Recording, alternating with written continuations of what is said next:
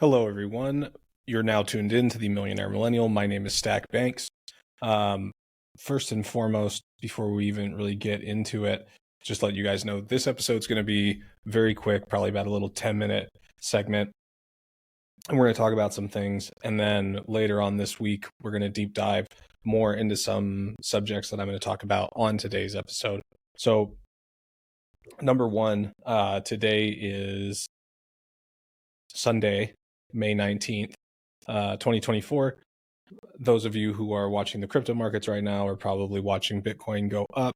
And this is all post-halving event with Bitcoin. And we're going to touch on that in later episodes as time goes on. But a lot of people, I think, are seeing, want me to talk about golden crosses and things like that, and what they all think that is doing, and where the Bitcoin price is going to go, whether it's going to go up or down, sideways, left, right. And long story short, there's a number of factors that go into it, but what you guys have to understand is investor sentiment. First and foremost, you have to understand, if you don't already, what Bitcoin is, its utility, its purpose, and also understand its capability as a financially speculative mechanism. For some people, I guess it's the best way to put it. Essentially, people are putting money into it, investments, whatever you want to call it. And before we even get into that, everything that we talk about here, this is not investment advice. Do your own research, please. Talk to financial professionals before you guys do anything with your money. But this is supposed to be hopefully a starting point for you guys to start educating yourselves. So when we talk about Bitcoin and we talk about what the price is going to do, there's two main factors that you're looking at, in my personal opinion. Number one, what Bitcoin itself can do, which in my personal opinion is potentially unlimited as a blockchain, right? As far as what people will pay for the value of the original blockchain token. I think, $1 million is not out of the question. Time frame is what everyone is worried about or trying to figure out. And that, I believe, beyond being based on a number of factors, like, how much is in supply, right? Or circulating supply, how much, is held by institutions, and how long are certain investors going to actually hold the physical Bitcoins themselves, whether it's going to be 6 months or a year or a week, whatever, an hour or two. It's up to you, really. But, or, the institutions and the retail investors, I think there's a relationship and a dynamic there. But what you guys have to understand is what's called investor sentiment. And investor sentiment is understanding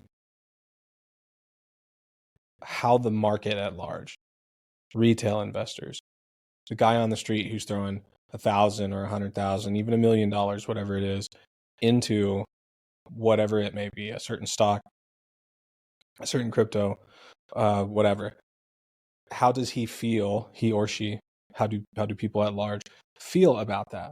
And how do they feel about long-term keeping that money in that vehicle, right? So you have to understand that market sentiment is volatile, right? And there's a lot that goes into it. Someone might feel comfortable one week putting $100,000 into Bitcoin, right? But then their primary business starts doing bad, right? Or they start doing renovation on a house and they feel the money squeeze. There's a million things that can go into investor sentiment, personal feeling. And they go, you know what? I don't like this anymore. And they pull their money out. And that can be at any scale, from $1 or less up to, millions. And then you have institutional investors, right? And I think when you look at their strategies, a lot of times it's to make money, as much money as quickly as possible, for as long as possible, with the least amount of effort. But institutional investors, and we're talking like BlackRock, Valkyrie, Fidelity, large corporate banks, things like that, they have a longer term view on money than we do. And while, yes, a lot of them do have overhead, it's not an entity that you need to feed food or water to. It doesn't need to sleep. You know what I'm saying? Like you and I have needs. And I'm not saying the people that run these corporations don't have physical needs, but the corporation itself doesn't stop doing what it does.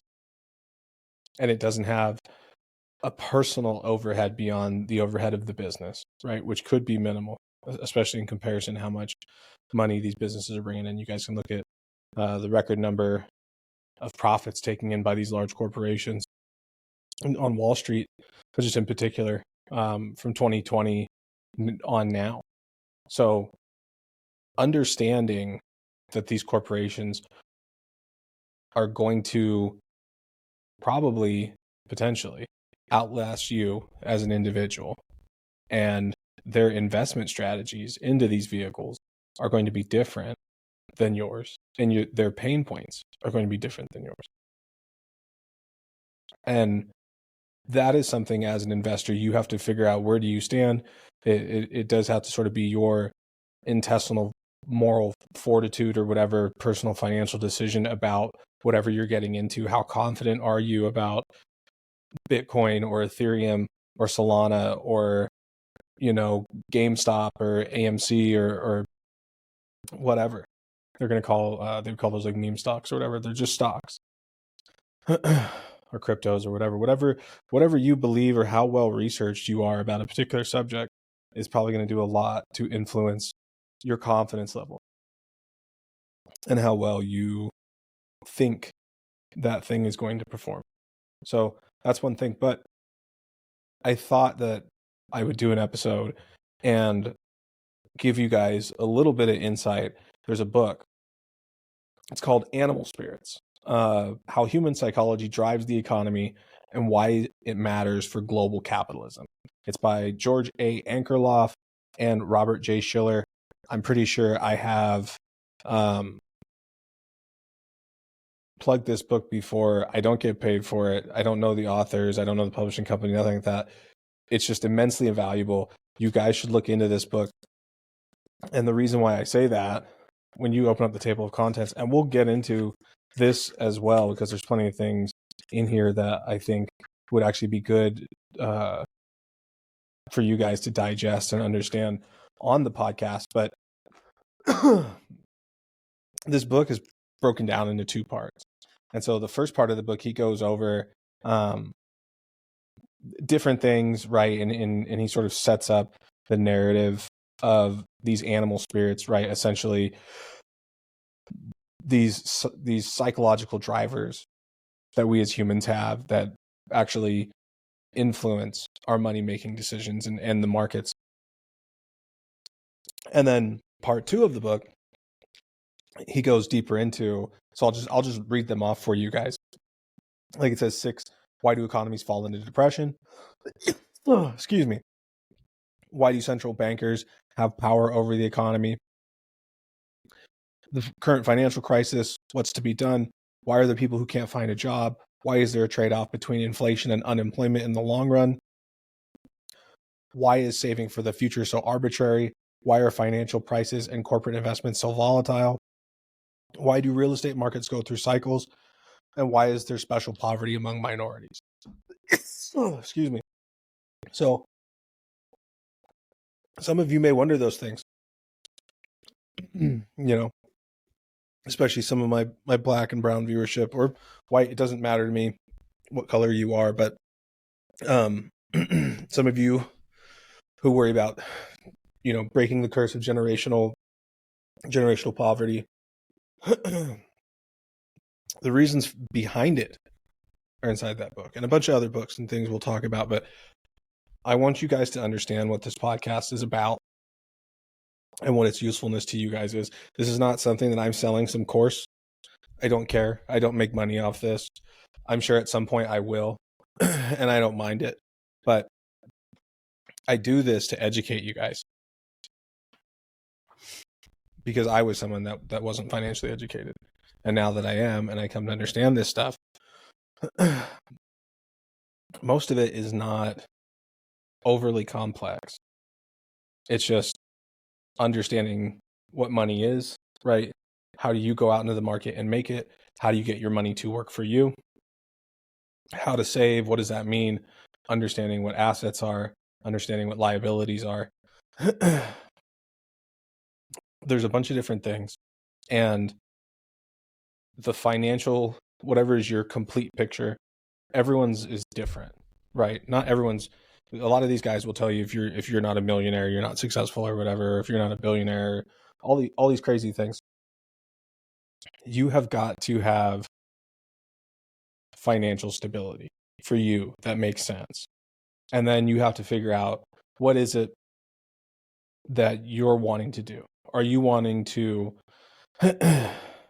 Well, that's another subject we'll get into as far as retirement, things like that, investments, but um that's the subject and nature of today's podcast. So I appreciate you guys tuning in.